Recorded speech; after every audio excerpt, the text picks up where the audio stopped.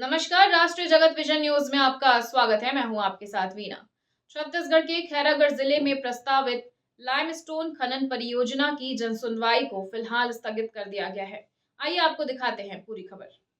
खैरागढ़ जिले में प्रस्तावित श्री सीमेंट लिमिटेड की संडी लाइमस्टोन ब्लॉक खनन परियोजना की 11 दिसंबर को होने वाली जनसुनवाई को जिला प्रशासन ने अगले आदेश तक स्थगित कर दिया है। ये सुनवाई बुंदेली स्थित सरस्वती शिशु मंदिर के पीछे मैदान में आयोजित की जानी थी।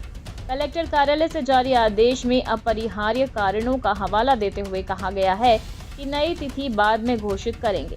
परियोजना को लेकर पिछले कुछ दिनों से छुई खदान क्षेत्र में तनाव बना हुआ था। 40 से अधिक गांव के किसान खनन परियोजना का विरोध कर रहे हैं।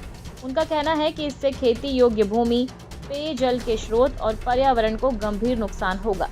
पिछले सप्ताह विरोध रैली के दौरान एसडीएम और कार्यालय के बाहर हालात बिगड़ गए थे। भीड़ में घुसे कुछ उपद्रवियों ने बैरिकेड्स तोड़ दिए, जिसके बाद पुलिस को लाठीचार्ज करना पड़ा।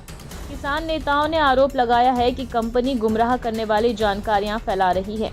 वहीं श्री सीमेंट का कहना है कि कुछ लोग अनावश्यक विरोध भड़का रहे हैं और परियोजना से जुड़े रोजगार, विकास और सुविधाओं की सही जानकारी ग्रामीणों तक नहीं पहुंच पा रही है।